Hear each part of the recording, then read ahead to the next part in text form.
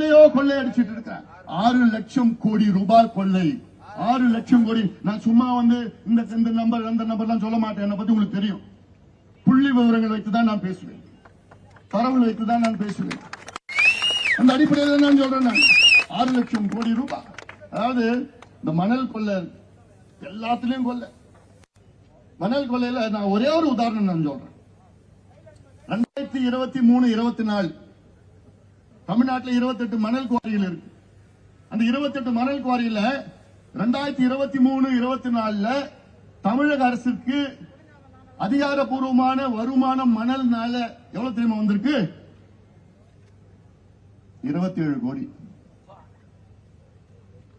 அதாவது ஒரு குவாரியில ஒரு வாரத்தில் வர லாபம் 27 கோடி. ஒரு குவாரியில் ஒரு வாரத்தில். ஆனா ஒரு வருஷம் முழுவதும் 28 குவாரியில எல்லாம் சேர்த்து 27 கோடி தான் வந்ததுதான். இது ஒரு உதாரணம் தான் நான் சொல்றேன். இது போன்ற ஒவ்வொரு துறையிலும் நகராட்சி நிர்வாக துறையில 888 கோடி ரூபாய் ஊழல். இது நான் சொல்லல, இந்தியாவுடைய அமலாக்கத்துறை என்போர்ஸ்மெண்ட் டைரக்டரேட் ஆதாரத்துடன் 250 பக்கம் ஆதாரத்துடன் கொடுத்திருக்கிறாங்க.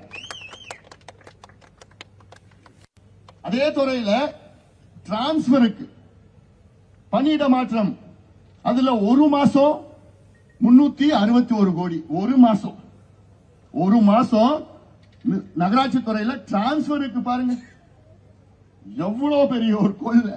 4800 கோடி மணல் கொள்ளை. டாஸ்மார்க் ஊழல் பாத்தீங்கன்னா 1,80,000 கோடி டாஸ்மார்க் ஊழல். நெல் கொள்முதல் 1250 கோடி. இதெல்லாம் அடுக்கிக்கிட்டே போலாம். அதனால நீங்க சும்மா தமிழ்நாட்டு மக்கள் ஏதோ வந்தோம் போனோம் பார்த்தோம்லாம் கிடையாது.